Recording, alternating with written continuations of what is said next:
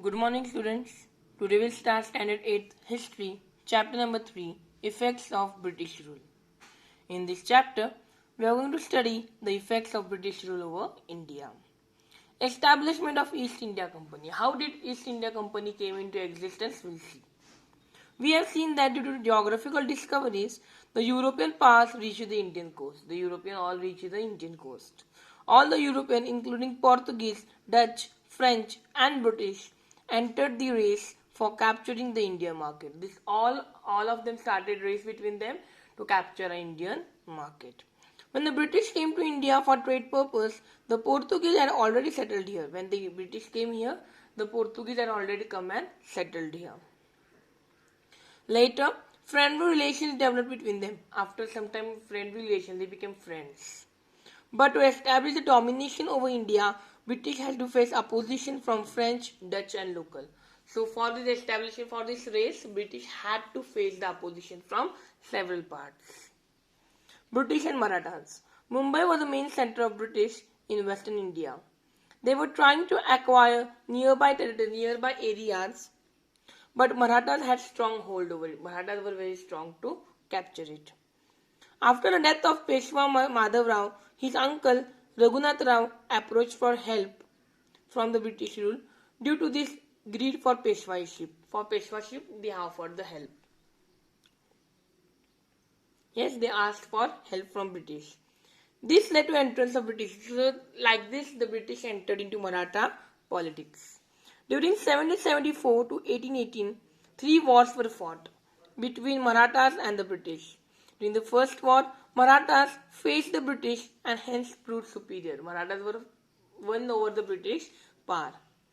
In 1782, with the Treaty of Salbai, the First Anglo-Maratha War came into an end. First Anglo-Maratha War came to an end. Anglo-Maratha War and British and Maratha War. Next, subsidiary alliance. In 1798, Lord Wellesley arrived in India as Governor General. He was the Governor General. His objective was to establish a British domination. What was his main objective? To prove the British domination over the India. For this, he signed the alliance with many Indian rulers, treaty, contract. According to this alliance, Indian rulers were assured of British military help. Indian rulers were assured, they were promised to give British military help. There were some terms laid on them, there were some restrictions on them. The Indian rulers had to maintain the British army in their court and had to pay cash or part of it. They had to pay the cash or a part of their territory of their area for its maintenance.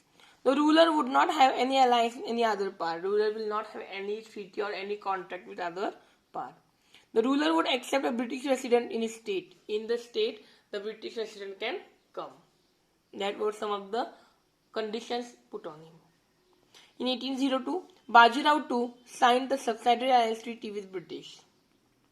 The alliance is well known as Treaty of Versailles. But this treaty was not acceptable. This was not acceptable to the Marathas. This led to Second Anglo. So by this, Second War was started.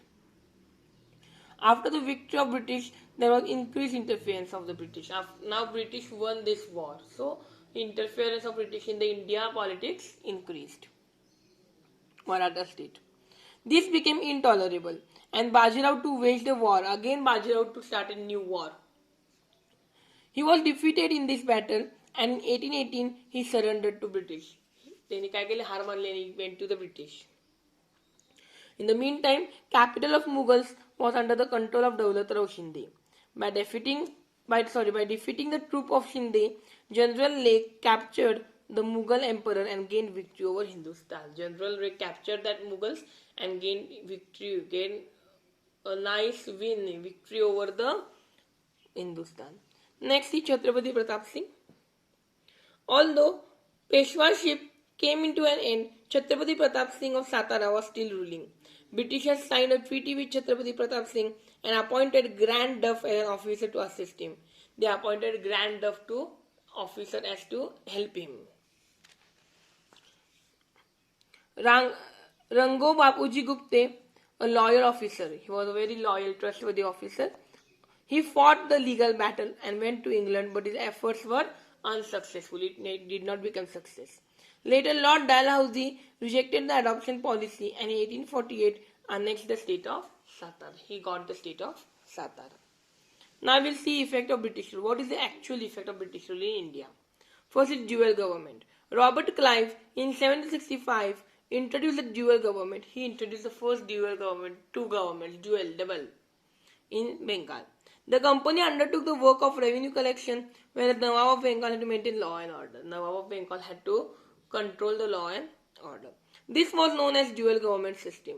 The ill effects of this can be seen after a certain time. Money in the form of taxes went to the pockets of company officers. In the form of taxes for which money were taken, they went into the pockets of government officers.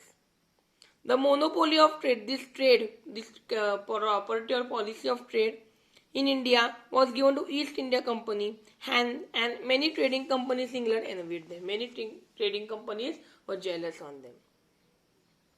So this led to the British rule over India. This was the effect of first dual government. Next is parliamentary laws.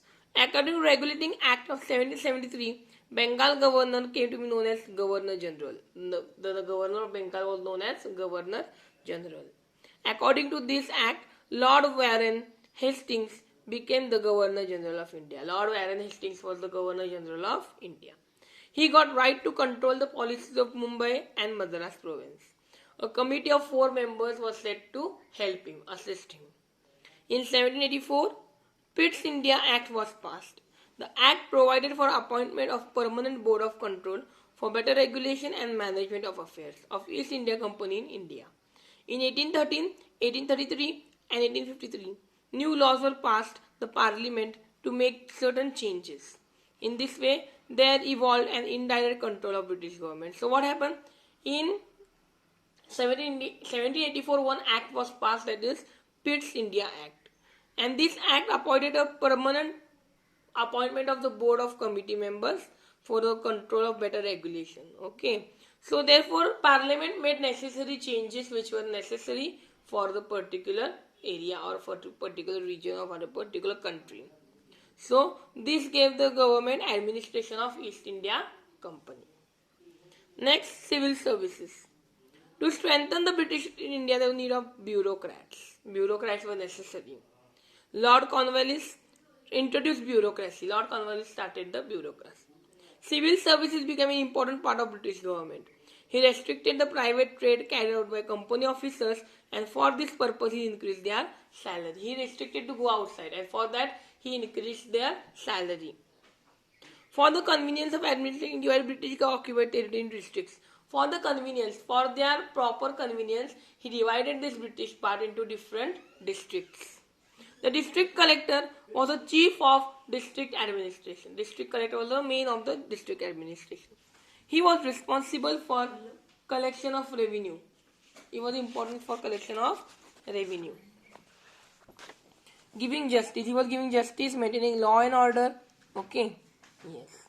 Next was military and police force. Duty of military was to safeguard the British, to protect the British rulers, and do not break any of the revolt or do not break any of the wars and the rules against the British. Okay. And to maintain the law and order was the first duty of police force. Judicial system. The British established new system in India on the basis of judicial system in England. On the basis of England, they established a new system in India. Okay. Here there was a court which has to solve several issues. Equality before law. In early times, law was different from place to place. Yes. So there was difference in judgment. Casteism was there. As per different castes were there.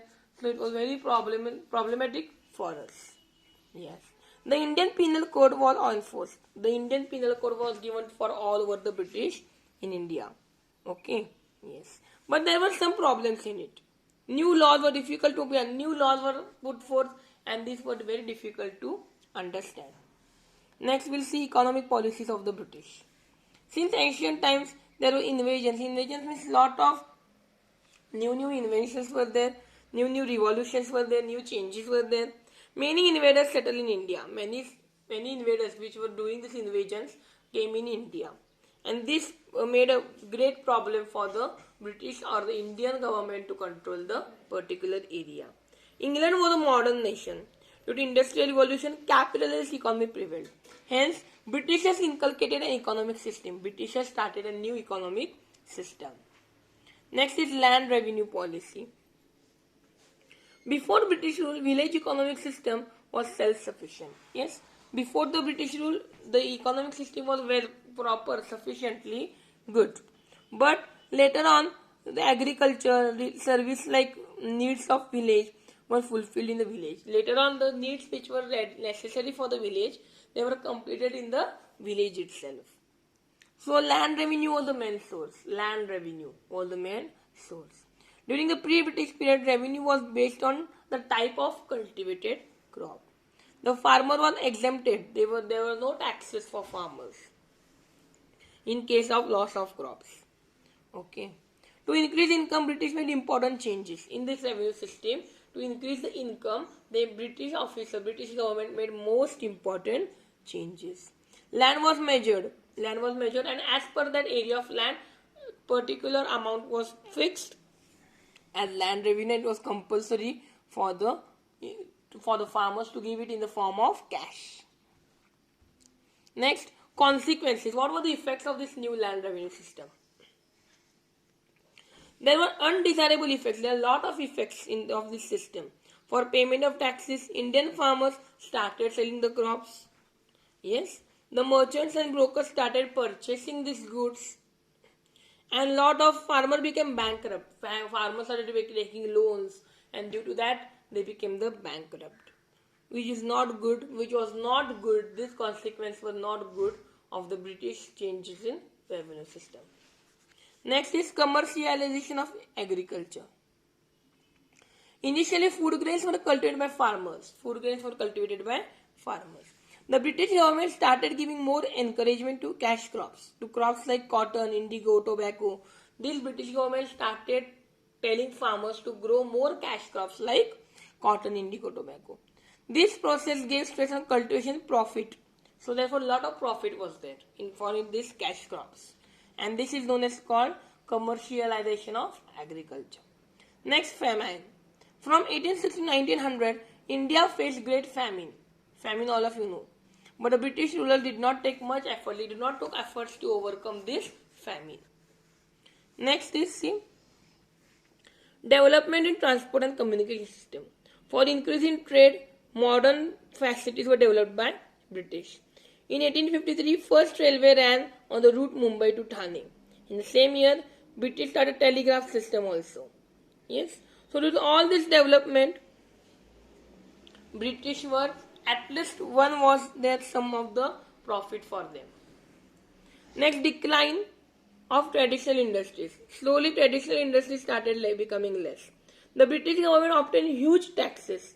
They imposed a lot of taxes on goods exported from India to England. On the other hand, very less tax was imposed from England to India. So there was a lot of profit in the British rule. To compete with such cheap products, to compete with low quality products, it was difficult for the Indian artisans.